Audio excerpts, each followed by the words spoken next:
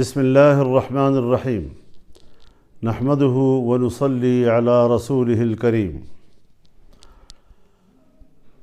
Supreme court of Pakistan کے chief justice جناب فائز عیسیٰ صاحب نے ایک قادیانی کے خلاف درج مقدمہ پر اپنا فیصلہ سناتے ہوئے قادیانیوں کو اپنے مذہب کی تبلیغ کی اجازت دی ہے۔ ان کا یہ فیصلہ شریعت اور آئین اور قانون کے خلاف ہے، اس سے متصادم ہے، اور ہم اس فیصلے کو علی الاعلان مسترد کرتے ہیں۔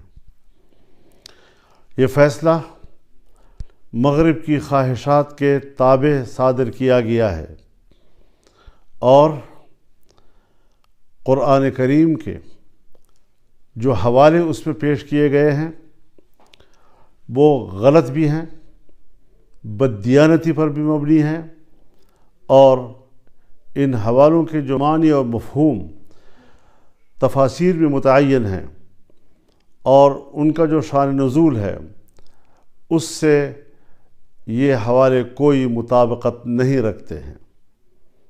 عقلی لحاظ سے بھی دانشور اس کو مسترد کرتے ہیں۔ لہٰذا سب سے پہلے جمعیت علماء اسلام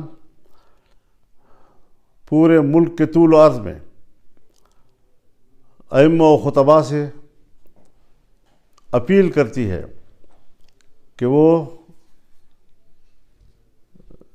جمعے کے روز اپنے خطبوں میں سپریم کورٹ کے اس فیصلے کے خلاف آواز بلند کریں، ختم نبوت کے عقیدے کے تحفظ کے لیے بھرپور آواز اٹھائیں اور شدید الفاظ میں سپریم کورٹ کے اس فیصلے کو مسترد بھی کریں، اس کی مذمت بھی کریں۔